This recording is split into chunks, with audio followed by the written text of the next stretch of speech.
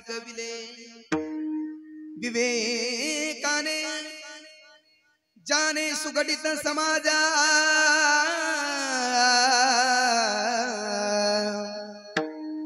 टिकविले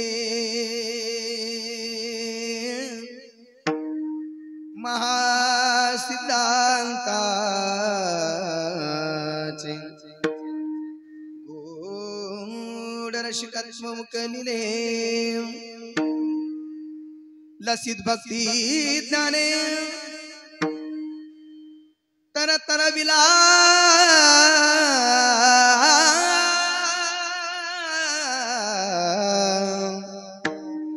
धार्मिक तरु तया ज्ञानेशाते विमल मतीने वंदन करू ओम नमो ज्ञानेश्वरा ओम नमो ज्ञानेश्वरा ओम नमो ज्ञानेश्वरा ओम नमो ज्ञानेश्वरा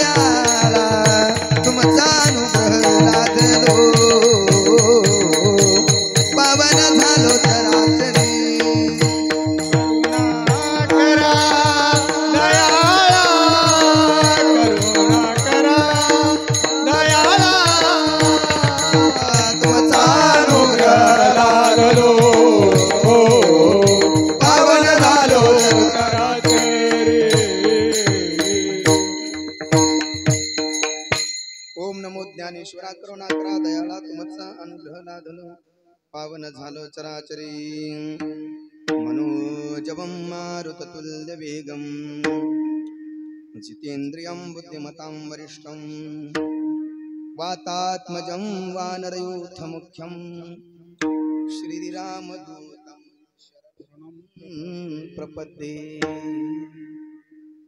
या कुंदंद तुषार हार धवला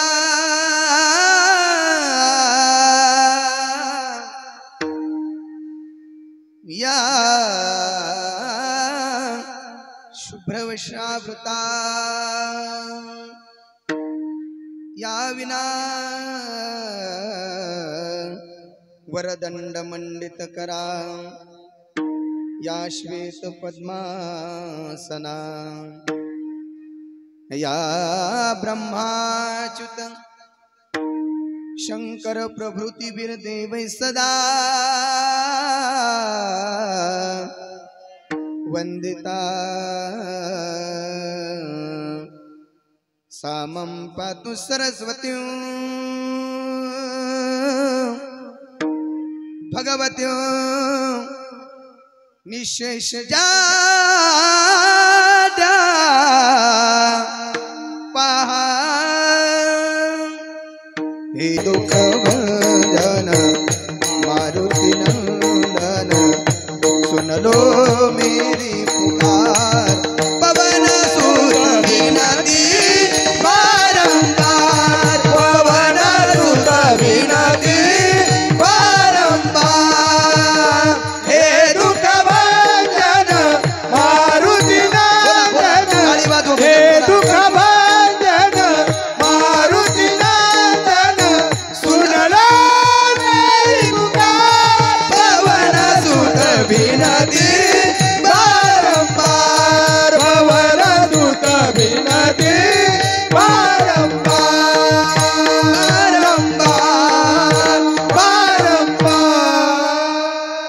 आता श्री जगद्गुरु तुकोबरायांचा 4 चरणाचा 4 कडव्याचा अभंग आज आपण कीर्तनाच्या निरूपणासाठी घेतलेला आहे। आजच्या निवडलेल्या अभंगामधील प्रतिपाद्य विषय असा आहे का श्रीमंत श्री जगद्गुरु तुकोबराय आजच्या निवडलेल्या अभंगामधून हनुमंतरायाच्या समोर जातात, हनुमंतरायाला हात जोडतात, विनंती करतायत, प्रार्थना करतायत, कारण हनुमंतराय हे भगवान असणाऱ्या प्रभू रामचंद्राचे अनन्य असणारे भक्त आहेत आणि त्या असणाऱ्या भक्ताला हनुमंतरायाला जगद्गुरु तुकोबराय भक्तीच्या वाटा विचारतायत। विठाला विठाला विठाला विठाला विठाला विठाला विठाला विठाला शरण शरण हनुमंता, तू तुम्हा आलो रामदूता.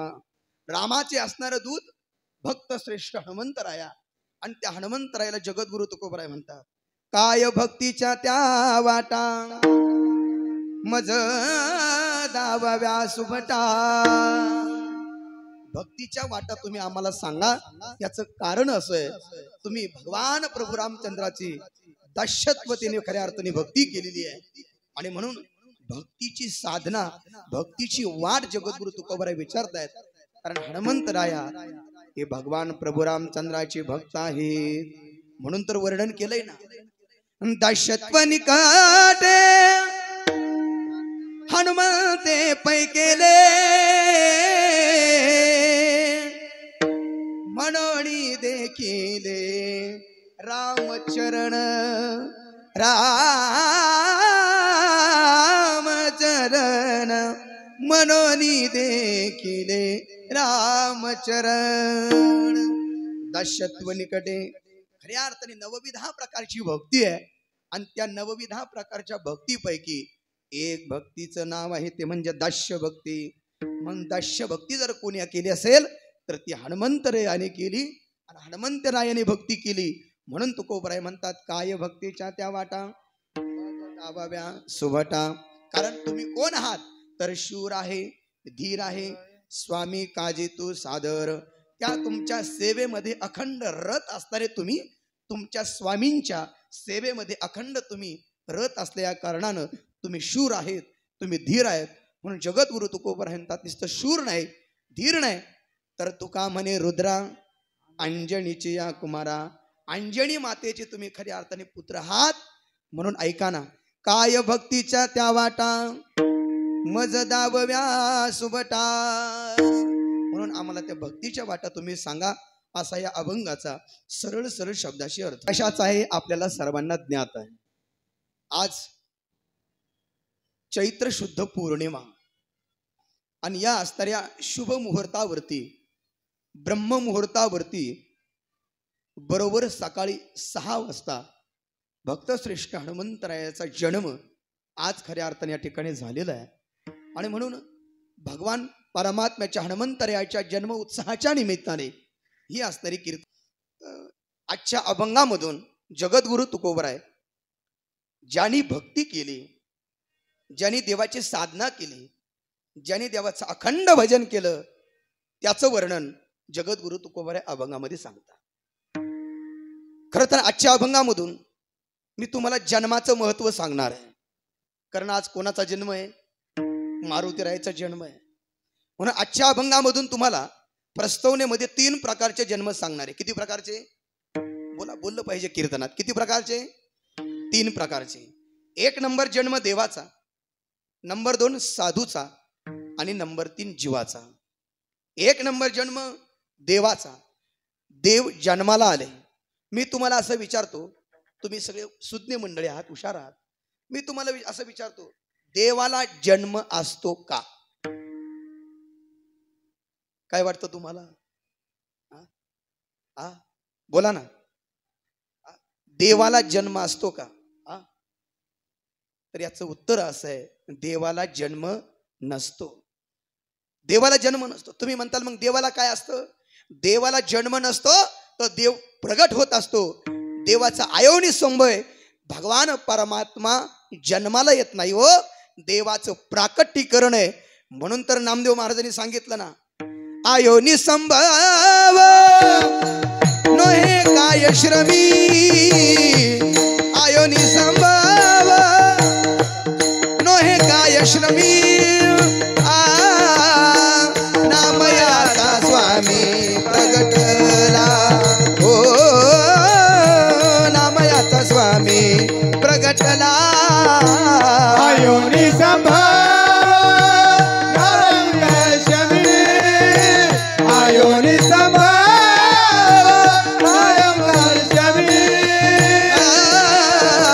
नामयाचा स्वामी प्रगटला, नामयाचा स्वामी प्रगटला. आयोनी संभव नोहे काय श्रमी, नामयाचा स्वामी प्रगटला असा एखाद्या कीर्तनकाराने तुम्हाला सांगितलं का? एखाद्या रामायणाचार्याने असं सांगितलं का? आयोनी संभव नो हे काय श्रमी नामयाचा स्वामी जन्माला आला? हा? काय काय काय काय नामयाचा स्वामी जन्माला आला नाही हो, नामयाचा स्वामी प्रगटला. म्हणून देवाला जन्म नसतो, एवढी गोष्ट मात्र ध्यानात ठेवा. देवाला जन्म नसतो. मग तुम्ही म्हणताल सांगा ना महाराज, जन्म कोणाला असतो? सांगतो गडे ऐका. जन्म असतो तो दोन व्यक्तीला. नंबर 1 साधूला जन्म आणि नंबर 2 जीवाला जन्म. साधूंना जन्म आणि जीवाला जन्म. अहो साधूला मिळालेला जन्म त्यांनी तो सार्थकी लावलाय. काय काय काय काय काय साधूंना मिळालेला जन्म त्यांनी सार्थकी लावलाय गड्या. पण तुम्हाला आणि मला जो जन्म मिळालाय ना मायबाप, तो सार्थकी लावण्यासाठी मिळाला.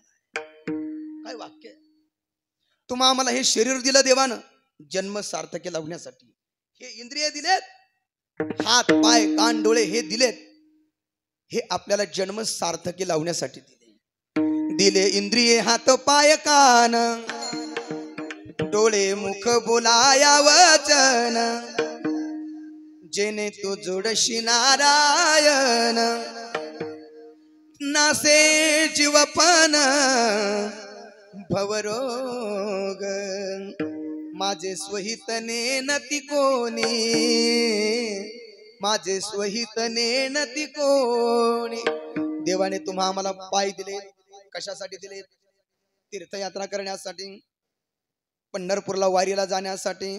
पाऊले चालती पंढरीची वाट. पाय दिले वारीला जाण्यासाठी, हात दिलेले आपल्याला कशासाठी? टाळी वाजवण्यासाठी. म्हणून टाळी वाजवावी, गुढी उभारावी, वाटही चालावे पंढरीची.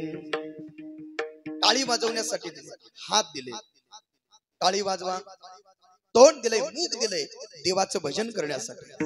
डोळे दिले, तुम्ही घ्या रे डोळे सुख, पहा विठोबाचे मुख.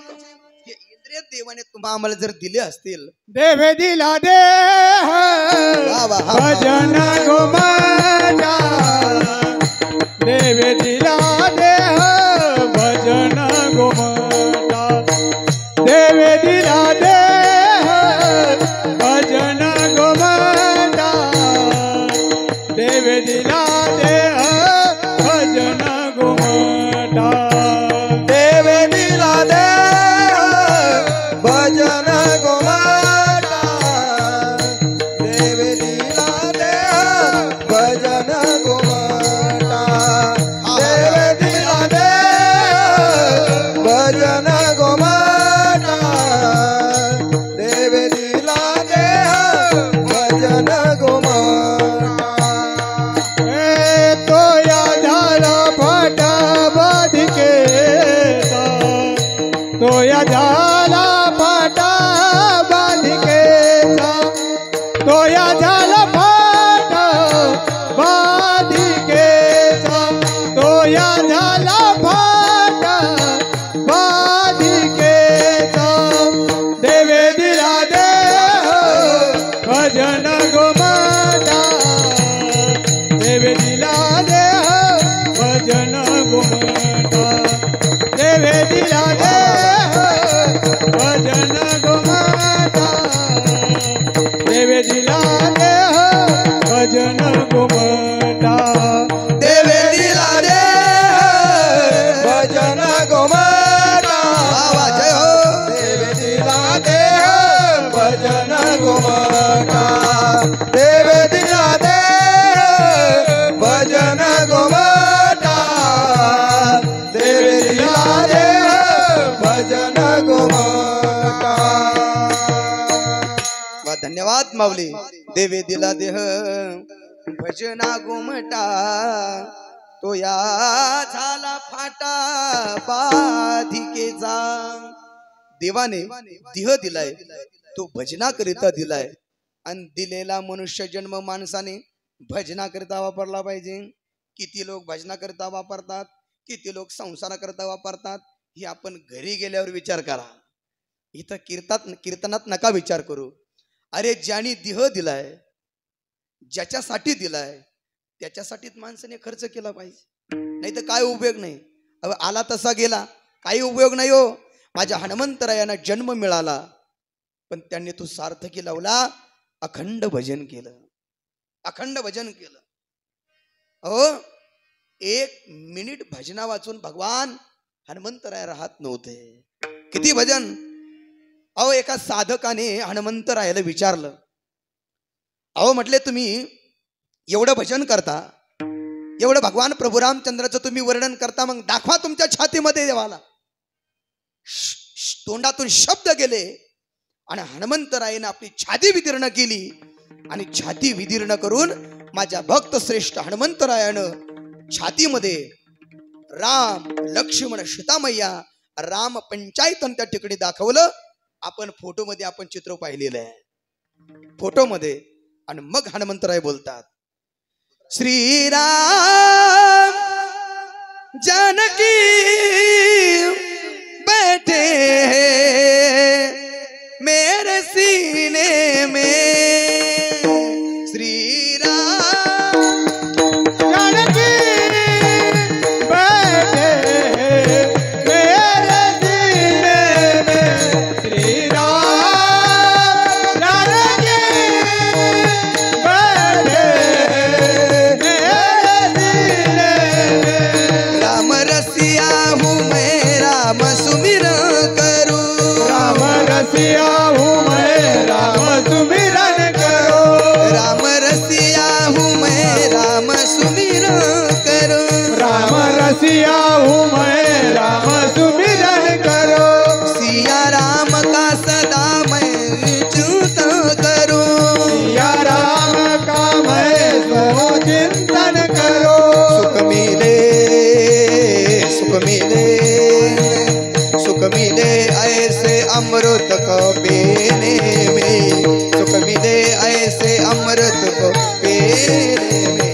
श्री राम जानकी बैठे मेरे सीने में. श्री राम जानकी बैठे मेरे सीने में. मुझको कीर्ति न वैभव न यश चाहिए. राम के नाम का मुझको रस चाहिए. तुम मिले सुख मिले ऐसे अमृत को पीने में. तुम मिले ऐसे अमृत को पीने मैं श्री राम जानकी बैठे मेरे सीने में. श्री राम जानकी बैठे मेरे सीने में. वाह वाह. श्री राम जानकी बैठे मेरे सीने में. भगवान प्रार्थना करून भगवान परमात्मा हृदयात दाखवला. एवढं माणसाने भजन केलं पाहिजे. मग देवाने जन्म दिलाय, अव तो भजनाकरिता दिलाय, मग त्याचा विनियोग भजनासाठी केला पाहिजे. म्हणून तुम्हा आम्हाला जन्म मिळालाय, तो सार्थकी लावण्यासाठी मिळालाय. मग भजन करून आपल्याला जन्म सार्थकी लावायचा आहे. तुम्ही म्हणता ना महाराज का हो बऱ्याच वेळचं झालंय तुम्ही सांगताय सार्थकी लावणं सार्थकी लावणं. हे सार्थकी लावणं म्हणजे काय? 1-2 मिनिटाचं उदाहरण देतो, ऐका गड्या. जन्म सार्थकी लावणं कशाला म्हणतात ऐका. आपल्याला जन्म मिळाला, हे 3.5 हाताचं देवाने शरीर तुम्हा आम्हाला दिलं, ही आपल्या जीवनातली संधी. पण ती संधी आपल्याला दौडायची नाही, त्या संधीचं सोनं आपल्याला करायचंय. संधी मिळाली, जन्म मिळाला, पण त्या संधीचं सोनं करायचं. कशाला म्हणतात संधीचं सोनं? सांगतो जरा ऐका. ज्या वेळेला भगवान प्रभू रामचंद्रांना 14 वर्ष वनवास मिळाला, ऐका बरं लक्षपूर्वक. 14 वर्षाचा वनवास मिळाला आणि भगवान प्रभू सीता माता आणि लक्ष्मण भैया अरण्यामध्ये निघाले 14 वर्ष भोगण्यासाठी. म्हणून सर्व राज्याचा परित्याग केला. राजे होते, देव तर होते, त्याच्याशिवाय वृक्षाचं पान सुद्धा हलत नव्हतं, हे बरोबर आहे. पण एवढं असतानाही राजा होता राजा, पण त्या असणाऱ्या भगवान प्रभू रामचंद्रानं राज्याचा त्याग केला, वस्त्राचा त्याग केला, सिंहासनाचा त्याग केला आणि त्याच वेळेला अंगामध्ये वल्कल धारण केले, हातामध्ये धनुष्यबाण धारण केला आणि निघाले महाराज वनवास भोगण्यासाठी. सोबत सीतामाता पण निघाल्या, लक्ष्मण मैया पण सोबत आहेत. 14 वर्ष वनवासासाठी भगवान प्रभू जात असताना भगवान प्रभूच्या पाठीमागे धावत पळत जाणारा भरत देवाला आडवा गेला, हात जोडले आणि प्रभूला म्हणत होता, प्रभू अहो नका जाऊ तुम्ही अयोध्येला, नका जाऊ तुम्ही वनवासाला, तुम्ही या गादीवरती बसा, या गादीचे वारसदार तुम्ही आहात, या गादीचे मालक तुम्ही आहात, ही खुर्ची तुमच्यासाठी आहे. ओ ओ देवा ऐका ना, ओ प्रभू मी प्रार्थना मी विनंती करतो तुम्हाला, तुमच्यासाठी वनवास नाही माझ्यासाठी वनवास आहे. चुकली असेल माझी माता कैकेयी, माझी आई चुकली असेल, मी आईबद्दल माफी मागतो, मी पण तुमच्या पुढे माफी मागतो. 14 वर्ष वनवासासाठी तुम्ही जाऊ नका, मी जातो वनवासाला.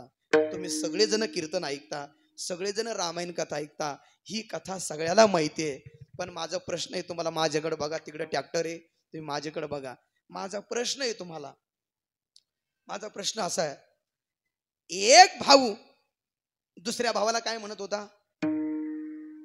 बोला बोला, काय म्हणत होता?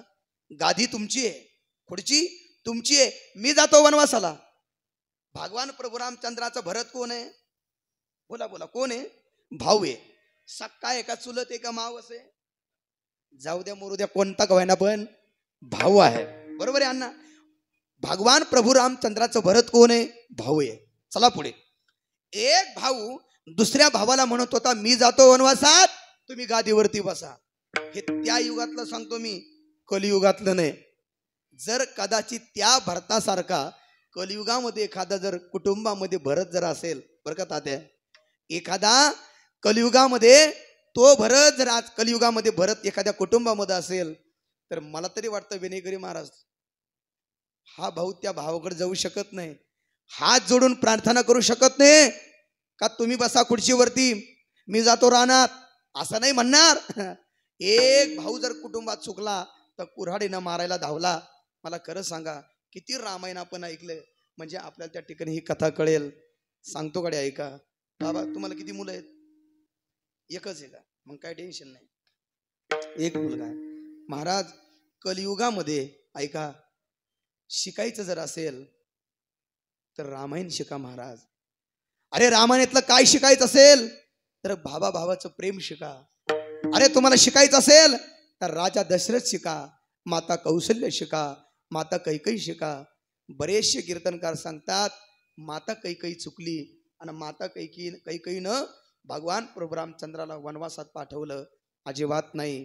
तुम्ही रामायण उघडा, रामायणातला 9वा अध्याय त्या कांडामध्ये, तुळशी रामायणामध्ये वर्णन असं केलंय, 5 वर्षाचे भगवान प्रभू असताना एक वेळेला विहिरीमध्ये उतरले आणि विहिरीमधून वर काढण्यासाठी माता कैकेयी धावली. इतकं प्रेम होतं माता कैकेयीचं भगवान प्रभूवर, कारण माता कैकेयीला माहित होतं हा सर्वसामान्य माणूस नाहीये, हा नुसता मुलगा नाहीये, तर हा विश्वाचा चालक मालक भगवान प्रभू आहे. आणि मग त्यावेळेला वरून कैकेयी माता म्हणत होती, ओ देवा, ओ प्रभू, माझी प्रार्थना आहे, तुम्हाला विनंती आहे, तुम्ही वर या, तुम्ही वर या. 5 वर्षाचे प्रभू होते.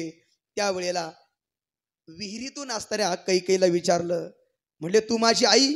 म्हटले हो मी तुझी आई आहे, परंतु माझी एक विनंती आहे. काय विनंती आहे सांगा ना देवा. प्रभू म्हणतायत माझी विनंती अशी आहे की काही दिवसांनी मोठा झाल्याच्या नंतर माझी असणारी इच्छा तुम्ही पूर्ण करा. काय इच्छा पूर्ण करायची? म्हटले तुम्ही ज्या वेळेला राजा दशरथाला सहकार्य केलं त्यावेळेला तुम्ही 2 वर मागून घेतले होते, पण प्रसंग आल्याच्या नंतर मी ते सांगेल असं तुम्ही सांगितलं होतं. म्हटले हो. मग एक काम करा, ते 2 वर तुमच्याकडे शिल्लक आहेत ना, मग एक काम करा, एका वरानं मला 14 वर्ष वनवास मागा आणि दुसऱ्या वरानं माझा असणारा भाऊ भरत त्याला गादी मागा. हे शब्द माता कैकेयीने ऐकले आणि ढसढसा माता रडायला लागली.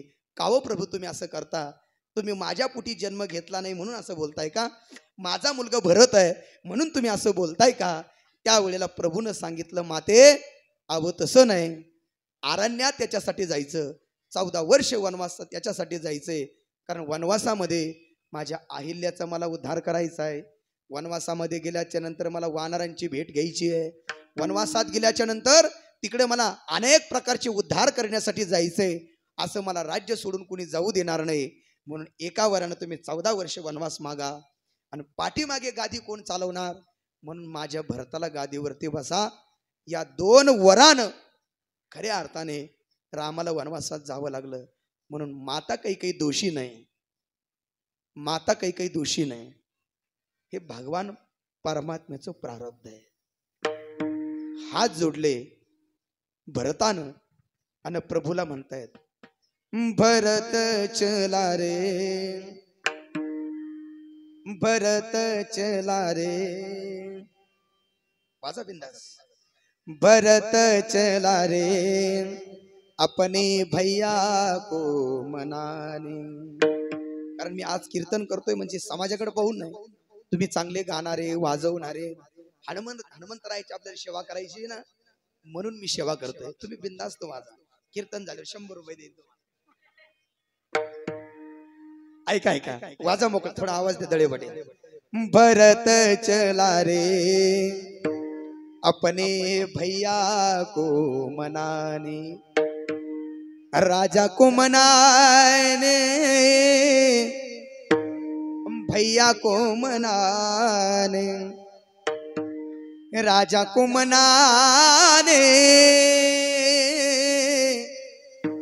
भैया को मनाने.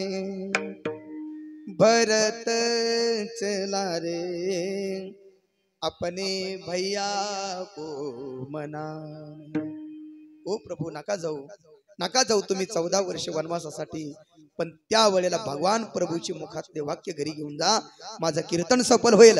हनुमंतरायाच्या जन्म उत्सवाच्या निमित्ताने तुम्ही आलात ना, एवढा मोठा खर्च केलाय, अहो एवढा मोठा खटाटोप केलाय. अगं 1 दिवसाचं कीर्तन करणं म्हणजे काही सोपी गोष्ट नाही हो. त्याच्यासाठी खूप कष्ट सहन करावे लागतात ना. मग हे सगळं एवढं मोठं केलेलं कार्य सफल होईल. भगवान प्रभू म्हणतात, हे भरत ही तुझी चुकी नाही, थोडा आवाज द्या, ही चुकी नाही तुझी, ही माझ्या माता कैकेयीचा पण दोष नाही, राजा दशरथाचा दोष नाही, कुणाचाच दोष नाही हो. हे माझं प्रारब्ध आहे, हे माझं कर्म आहे, हे मला भोगावंच लागणार. हो तुमच्या आमच्या संसारामध्ये थोडं दुःख आलं तर आपण ढसा रडतो. एखादं मोठं संकट आलं का त्याला आपण नाराज होतो. परंतु नाराज होण्याचं काही कारण नाही. हे आपलं प्रारब्ध समजायचं आणि पुढे पाऊल टाकायचा. संसार दुःखाचंच मुळे हे आपल्याला त्रास होणार आहे, हे आपलं प्रारब्ध आहे. अहो देवाला चुकलं नाही, देवाचंच काय, देवाच्या बापाला चुकलं नाही. नाही कळलं तुम्हाला? अहो देवाच्या बापाला चुकलं नाही. 4 मुलं होते राजा दशरथाला, पण अंतकाळाच्या वेळेला तुम्हाला किती मुलं आहेत? 2 आहेत ना.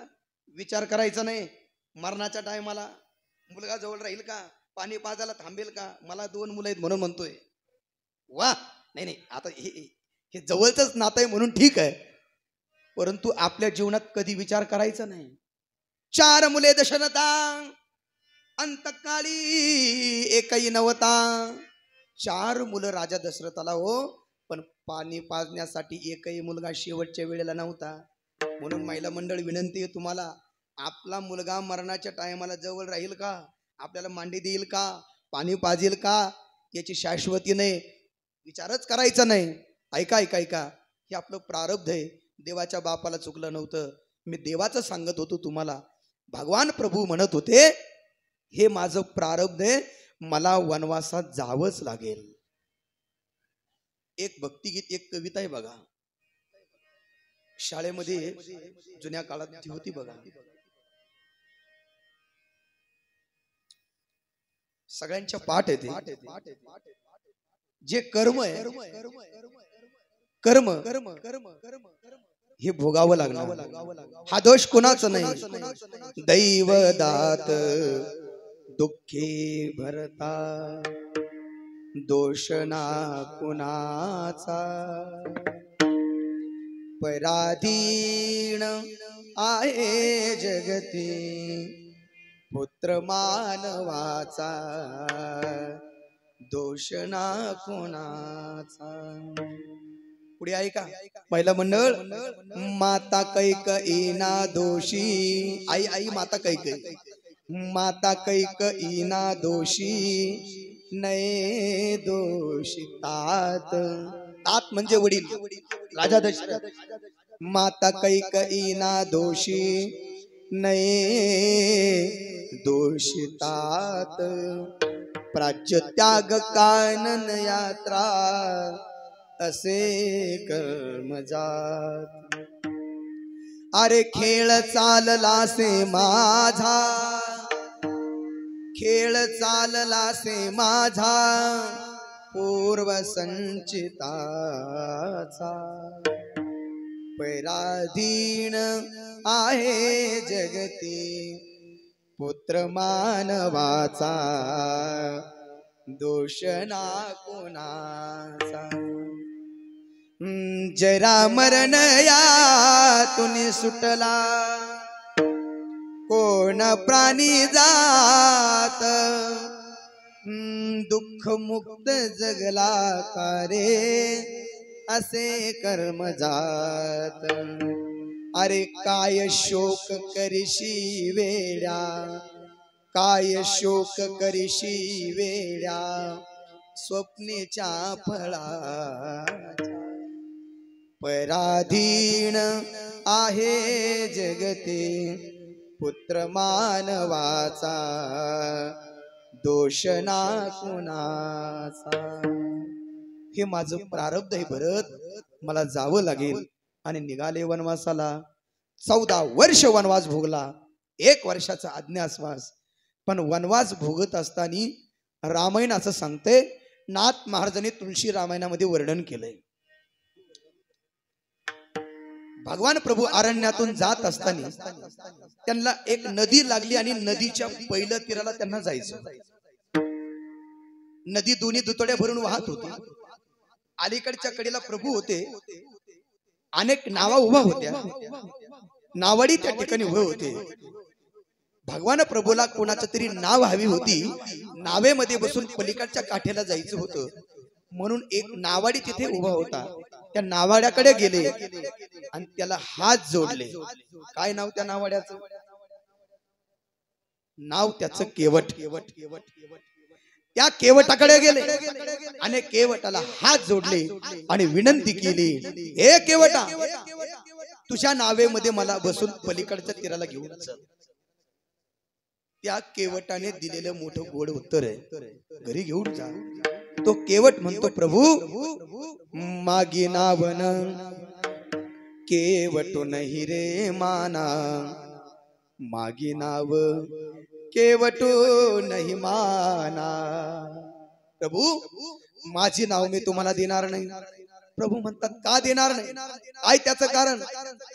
त्यावेळेला केवट म्हणतो, प्रभू अहो तुमचे हे चरण, अहो तुमचे हे पाय, अहो अरण्यात चालत असताना एका दगडाला लागले. हो दगडाला लागले, दगडाची बाई झाली. बाई हेच तुमचे पाय आहे. आणि जर माझ्या लाकडाच्या नावेला तुमचे पाय लागले, नाही कळलं तुम्हाला? जर ते तुमचे पाय माझ्या लाकडाच्या नावेला लागले, जर लाकडाची बाई झाली तर म्हणले पहिले सांभाळता सांभाळताच नाकी नळाले आणि दुसरी कशी सांभाळू? माझ्याच्याने ते शक्य नाही प्रभू, म्हणून माझे नाव तुम्हाला देणार नाही. प्रभूने सांगितलं, बरोबर. पाय दगडाला लागला, बाई झाली, शिळा होती मनुष्य झाली. त्यांच्या चरणाचे चाली, शिळा होती मनुष्य झाली. थोर कीर्ती वाखानिली. प्रमाण आपल्या सगळ्यांच्या पाठ आहे, पण जवळजवळ 11 कडे काटा गेलाय. हे बी बघावं लागेल ना. ऐका ऐका, बरोबर आहे. पाय दगडाला लागला, दगडाची स्त्री झाली. परंतु प्रभू म्हणतात त्याच्यावर काही पर्याय व्यवस्था नाही का? मग केवट म्हणतो आहे ना. काय काय पर्याय व्यवस्था? म्हणले तुमचे पाय मला मातीपासून वेगळे करावे लागतील, म्हणजे स्वच्छ करावे लागतील. कारण तुमच्या पायानं बाई नाही झाली, तुमच्या पायाच्या रजकानानं दगडाची स्त्री झाली. म्हणून तुमचे पाय एकदा स्वच्छ धुतले की मग नावेला लावायला काही हरकत नाही. मग म्हणले एवढा वेळ कशासाठी? घेणं पटकन धुवून लवकर. 11:05 झाले, हे लवकर धुवून. केवटाला आनंद झाला, पळत पळत घरी गेला. त्याच्या बायकोला बोलवलं, त्याच्या मुलाला बोलवलं. एक अस्तर स्वयंपाक घरामध्ये पूर्वीच्या काळातली भाकरी तापायची, लाकडाची काठवट घेतली. घरात काही नव्हतं, दुसरं पात्रच नव्हतं, देवाला त्याच्यात उभा करायचं होतं. म्हणून ते पात्र घेतलं, ती काठवट घेतली आणि भगवान प्रभूकडे आले. देवाला त्या काठवटीमध्ये उभं केलं. ऐका बरं, देवाला त्या काठवटीमध्ये उभं केलं. केवटाचा मुलगा असा पाणी ओततोय. अहो मी तुम्हाला संधी सांगतोय, संधीचं सोनं सांगतोय, जरा ऐका. पाणी ओततोय केवटाचा मुलगा. केवट आणि केवटाची पत्नी देवाचे चरण धुतायत. केवढी मोठी संधी हो. देवाचा तोल जायला लागला. म्हणून सहजच भगवान प्रभूचा उजवा हात केवटाच्या डोक्यावरती पडला, मस्तकावरती हात पडला.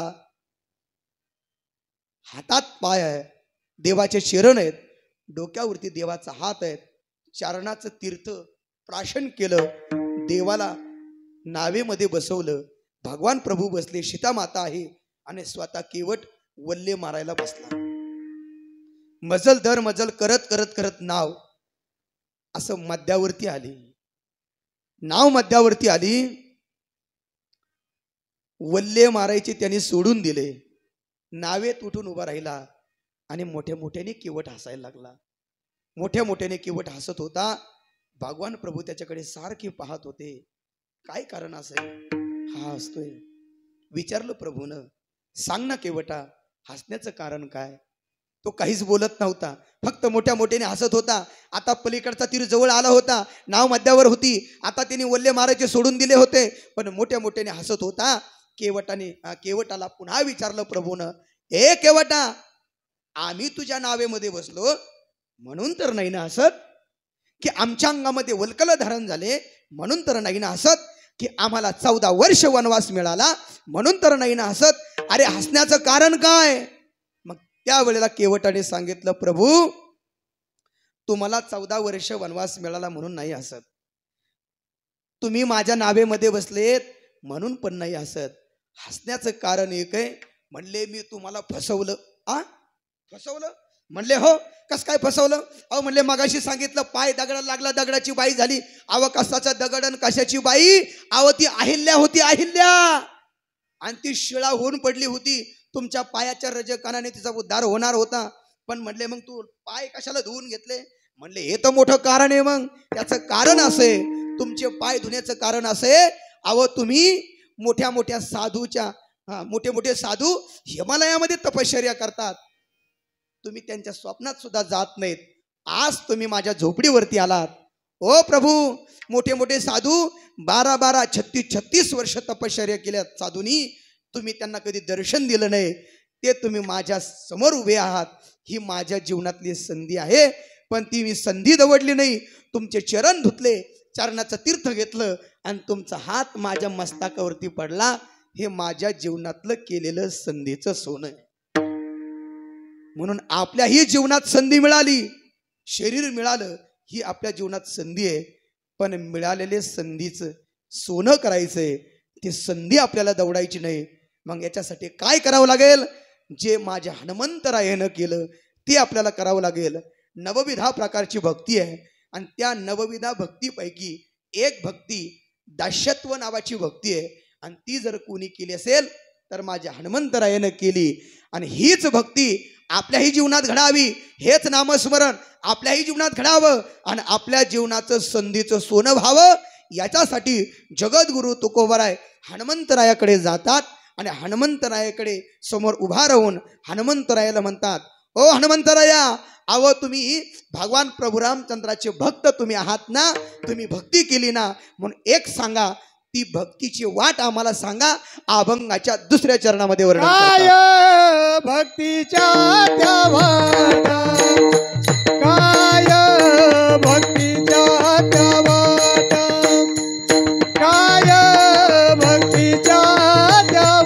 टाळी वाजवा बोला टाळी वाजवा. भक्तीच्या त्या वाट वा वा वा. काय भक्तीचा त्या वाट काय भक्तीचा त्या वाट काय भक्तीचा काय भक्तीचा त्या वाट मज दावा व्यासुभट सुभटा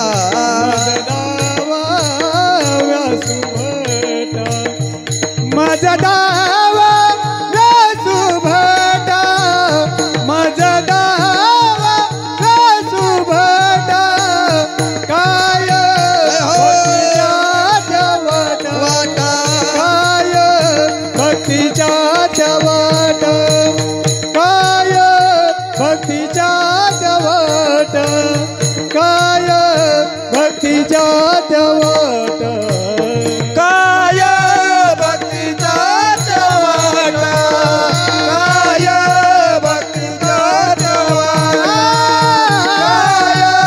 भक्तीच्या वाट काय भक्तीच्या वाट. याचं उत्तर जगद्गुरु श्री तुकोबराय निवडलेल्या अभंगाच्या दुसऱ्या चरणामध्ये वर्णन करतात. काय भक्तीच्या त्या वाटा मज दाबाव्या सुभटा. हनुमंतराया तुम्ही देवाची अखंड सेवा केली, अखंड तुम्ही भजन केलंय, जी भक्ती तुम्ही केली तो भक्तीचा मार्ग तुम्ही आम्हाला सांगा. खरं तर असं आहे, हनुमंतराया हे भगवान प्रभू रामचंद्राचे अनन्य साधारण भक्त आहे. म्हणून हनुमंतरायाचा आज जन्म नाही, हनुमंतरायाचं आज प्राकटीकरण आहे. जन्म जीवाला असतो, जन्म संताला असतो, परंतु हनुमंतराय हे 7 चिरंजीवापैकी एक असणारे चिरंजीव आहेत. म्हणून हनुमंतराया हे भगवान परमात्मेचे अवतार आहेत, भगवान प्रभूचे अवतार आहेत. म्हणून भगवान परमात्मेची जशी आपण जयंती साजरी करतो त्याप्रमाणे आज हनुमंत असणारी हनुमंतरायाची जयंती साजरी केली जाते. ती देवाची साधूची साजरी केली जाते, ती पुण्यतिथी. आणि तुमचं आमचं केलं जातं ते वर्ष श्राद्ध. ते पण केलं तर नाही तर नाही. आपलं वर्ष श्राद्ध, साधूची पुण्यतिथी आणि देवाची जयंती. म्हणून भगवान मारुतीरायांची आज खरे असणारे जयंती आहे. आणि हे असणारे मारुतीराया भगवान प्रभूचे असणारे भक्त आहेत. अखंड भक्ती केली मारुतीरायानं, एवढी सेवा केली का देवाच्या जवळून 1 मिनिटही बाजूला जात नव्हते. अखंड देवाच्या सेवेमध्ये पाय दाबण्यासाठी, टाळी वाजण्यासाठी, भजन करण्यासाठी. अव देवाला जांभळी आली का चुटकी जरी वाजायची असेल तर तिथंच थांबायचे, अखंड भजन करायचे. माझ्याकडे वेळ कमी आहे, इतिहास सांगण्यासाठी मोठा आहे, रामायण वाचा म्हणजे तुम्ही कळेल. हनुमंतरायानं एवढं भजन केलं महाराज, एवढं भजन केलं का त्या भजनाच्या ताकदीनं सूर्याला सुद्धा गिळलं महाराज. अव देवाला गिळण्याची ताकद या भक्तीचा परिणाम आहे. अव एवढी भक्ती घडली का रावणाची दाढी जाळली. रावणाची दाढी जाळी प्रमाण पाठ आहेत. अव एवढी भक्ती घडली, सीतेचा शोध लावला. अव एवढी मोठी भक्ती घडली का उड्डाण केलं आणि सीतेचा शोध केला. एवढी मोठी भगवान हनुमंतरायाची भक्ती घडली का ज्या वेळेला तो असणारा पूल उभा करायचा होता त्यावेळेला मोठं सहकार्य जर कोणी केलं असेल तर ते हनुमंतरायानं केलं. रामायणामधला मारुतीराय जर बाजूला केले तर रामायणाला किंमत राहत नाही. एवढं मोठं महत्व माझ्या मारुतीरायाचं आहे. म्हणून मारुतीरायाची आज जयंती आहे. म्हणून त्या मारुतीरायाच्या जयंतीच्या निमित्तानं असणारे कीर्तन आहे. जे मारुतीरायाने भजन केलं तेच आपल्याला खऱ्या अर्थानं सर्वांना एकत्रित येऊन करायचंय. म्हणून त्याच्यासाठी सर्वांनी वर हात करा आणि वर हात करून हनुमंतरायांनी जशी भक्ती केलं तर भगवान मारुतीराय प्रसन्न होतील आणि आशीर्वाद देतील. धन्यवाद तुमच्या सगळ्या गावकऱ्याला. हनुमंतरायाची तुम्ही सेवा करताय. मारुतीरायाचा सकाळी अभिषेक झालाय. जन्म उत्सव तुम्ही साजरा केलाय. अखंड भजन आणि त्या निमित्ताने कीर्तन ठेवलं असेल तर वर हात करून फक्त अभिवादन करा माझ्या मारुतीरायाला. आणि मी प्रार्थना करतो मारुतीरायाला की आमच्या सर्व असणाऱ्या राम भक्तांना असणाऱ्या मारुतीराया उदंड असणारं आयुष्य द्या आणि या आयुष्यामधून असंच भजन घडू द्या. असंच भजन घडण्यासाठी, असंच कीर्तन भजन पूजन करण्यासाठी आरोग्य चांगलं द्या, आयुष्य चांगलं द्या. म्हणून वर हात करून अभिवादन करा आणि मारुतीरायाचं सर्वांनी एकदा मोठ्याने जय जयकार करा. बोलिये हनुमान पवनसुत हनुमान की जय, पवनसुत हनुमान की जय, पवनसुत हनुमान की जय. बजरंगबली जय श्रीराम, जय श्रीराम, जय श्रीराम, जय श्रीराम. सकाळी ब्रह्म मुहूर्तावरती 6 वाजता हनुमंतरायाचा जन्म झाला. एक 2-5 मिनिटाची मला कथा तुमच्या पुढे ठेवायची. ऐका. ब्रह्म मुहूर्तावरती वैशाख चैत्र शुद्ध पौर्णिमा आणि या पौर्णिमेला ब्रह्म मुहूर्तावरती हनुमंतरायाचा जन्म झाला. सकाळी तुम्ही अभिषेक केलाय. सकाळी भजन होतं नाही. सकाळी जन्माचं भजन झालं. मारुतीरायाची हनुमान चालीसा झाला. एरवी कधी करीत असता? प्रत्येक शनिवारी आरती करीत असता. मारुतीरायाची आरती, हनुमान चालीसा अखंड चालू आहे. चालू आहे. संध्याकाळी चालू आहे ना? सकाळी संध्याकाळी बी चालू आहे. जर तुम्ही संध्याकाळी करत नसाल तर सकाळी जे आपण मारुतीरायाचा जे हनुमान चालीसा आपण जे घेतो तो हनुमान चालीसा तुम्ही संध्याकाळी घेत जा. संध्याकाळी घेत जा. आदरणीय देवगडचे स्वामीजींनी आपल्याला सांगितलेलं आहे. प्रत्येक शनिवारी देवगडच्या बाबाजीने सांगितलेलं आहे. प्रत्येक शनिवारी प्रत्येक असणाऱ्या गावच्या मारुतीरायाच्या मंदिरामध्ये संध्याकाळच्या वेळेला असणाऱ्या मारुतीरायाचा असताना तो हनुमान चालीसा, मारुतीरायाच्या मंदिरामध्ये हनुमान चालीसा झाले का असणाऱ्या मारुती स्तोत्र, भीमरूपी महारुद्रा वज्रा हनुमान मारुती वनारी अंजनी सूता रामदूता प्रभंजना शोक खाली दुःख हरी, हे मारुतीरायाचं मारुती स्तोत्र म्हणायचं. आणि शेवटी आरती करायची. दिवा अगरबत्ती लावून आरती करायची. आणि दर शनिवारी संध्याकाळी भजन करायचं. तुम्ही करत असाल, भजन जर करत नसाल तर आज मारुतीरायाच्या साक्षीने सांगतो, गावातले माऊली तुम्ही सगळे भजनी मंडळी प्रत्येक शनिवारी तुम्ही मारुतीरायाचं काय करा, इथं भजन करा. सकाळी आरती नेहमीची होत असेल ती चालू द्या, परंतु संध्याकाळी तुम्ही हनुमान चालीसा घ्या. हनुमान चालीसा झाली की आरती तुम्ही करा.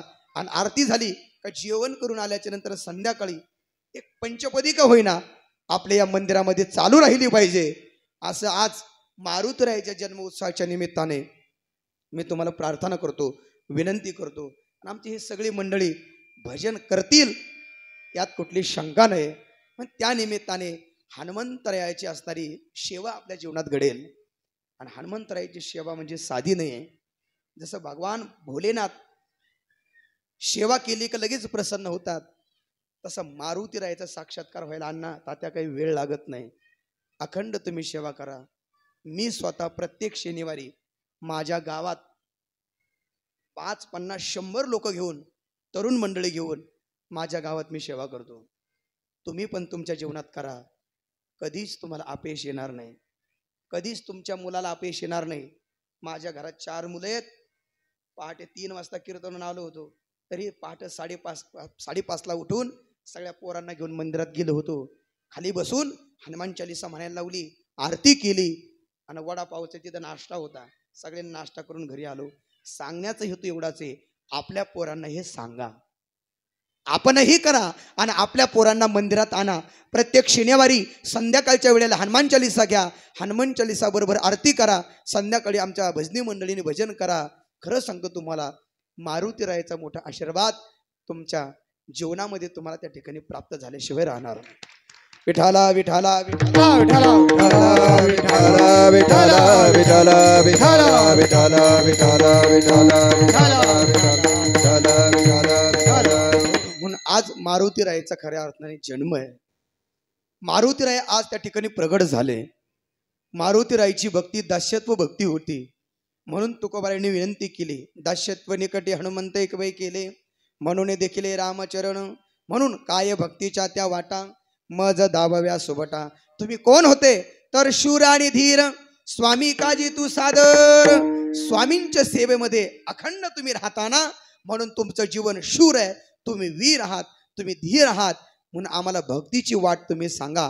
एवढंच नव्हे तर जगद्गुरु तुकोबाराय म्हणतात तुम्ही अंजनीचे पुत्र आहात.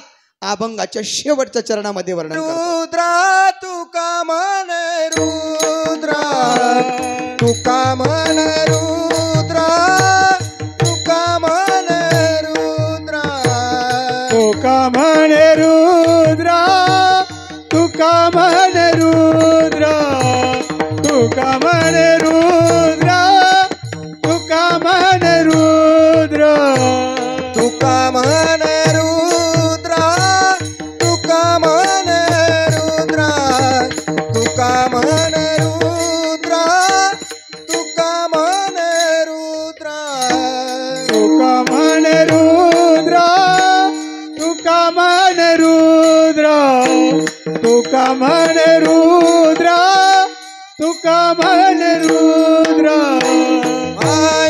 अंजनेची या कुमारा अंजनेची या कुमारा काय भक्ती राजा वाटा काय भक्ती राजा वाटा. अंजनेची या कुमारा अंजनीची या कुमारा काय भक्ती राजा वाटा काय भक्ती राजा वाटा. अंजनीची या कुमारा अंजनीची या कुमारा अंजनीची या आना